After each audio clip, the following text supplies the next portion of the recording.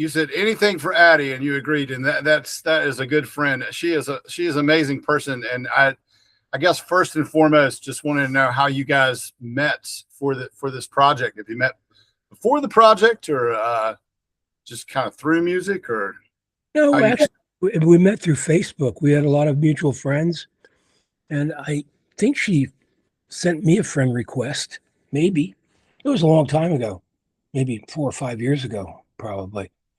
It was quite a while ago, and yeah, so we just started chatting, and she sent me a song. What song was it? See, I think it was "Secrets," the first tune that's on the project, and I I told her I could make it better. She sent me a mix, and I said, "Well, I can make this better." And I did some recording on it. I don't even. It was so long ago. I don't even remember what I did, but I probably I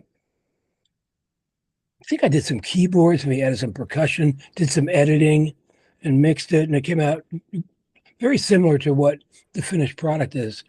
And then we started chatting, and then she came out here to San Diego, and I think we re-recorded some vocals on it. She came out with a friend, and they stay here.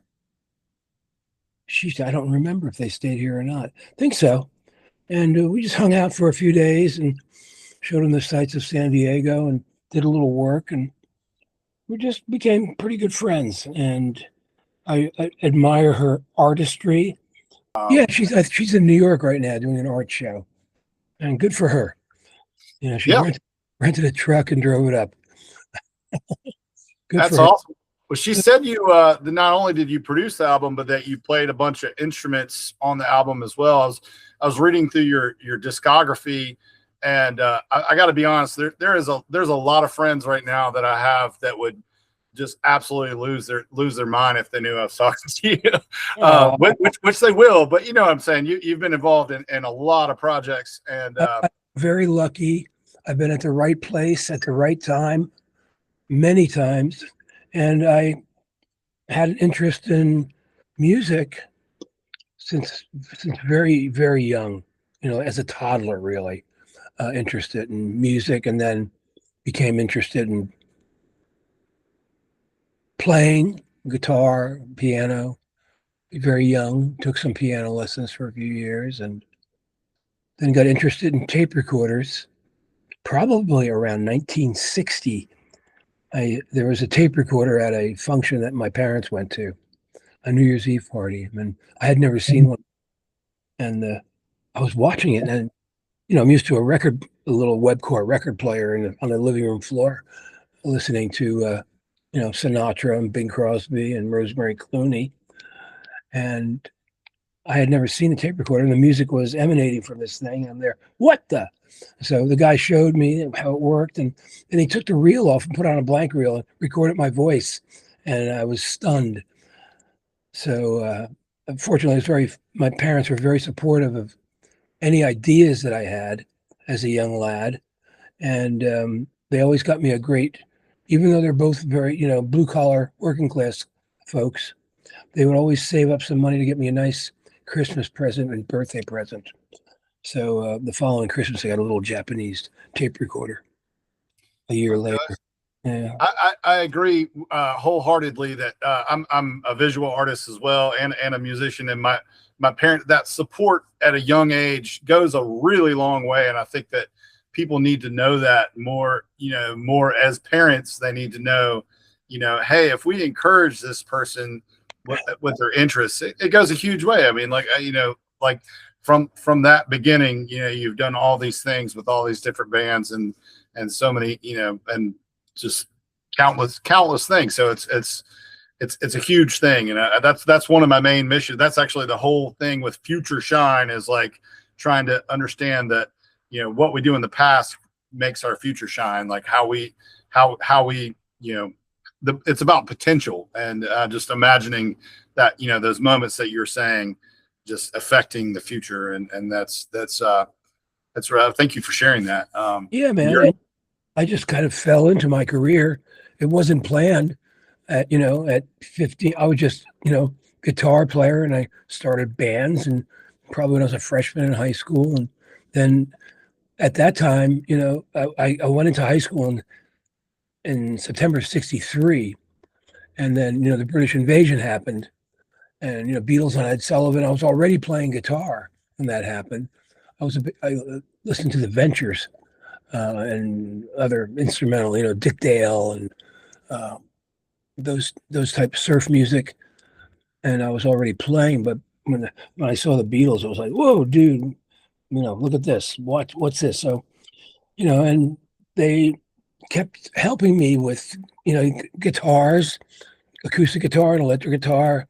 Then they helped. I bought my first Stratocaster in like 1965, and I worked all summer at a grocery store to save up some dough, and they matched it, and bought a Strat in like September of '65. And then I was in bands, and I had a tape recorder, and I used to record band practice. We didn't call it rehearsal, band practice. And as a matter of fact, there's a recording that I found.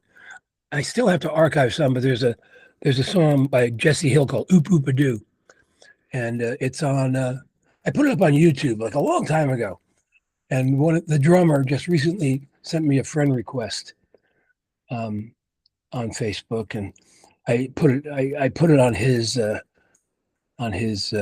page. I haven't seen him. I just did it like a couple of days ago, so I don't know if he responded yet.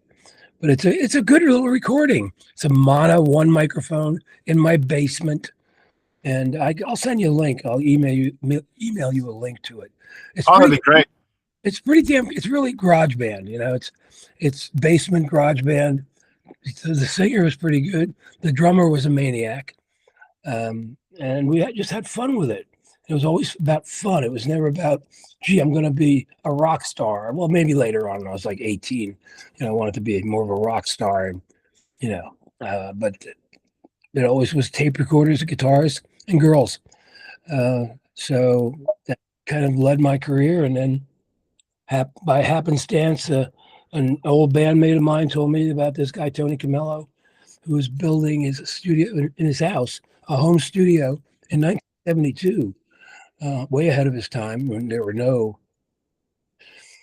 home studios. And, I had experiences with the bands I was in, going to a couple, had some sessions. We got signed to a record company, Brunswick, and before that, actually, we got a demo deal with, was that before or after? No, I can't remember. Oh, it was before. Yeah, it was before. We got a demo deal with Richie Havens, the late great folk singer. Great guy, great pot. He had great weed back in the day when it was illegal. And we got signed to his record company for a demo and went into Media Sound, where I did a lot of stuff later on, like tons of Ramon stuff and Genya Yvonne, and a whole bunch of work that I did at Media Sound.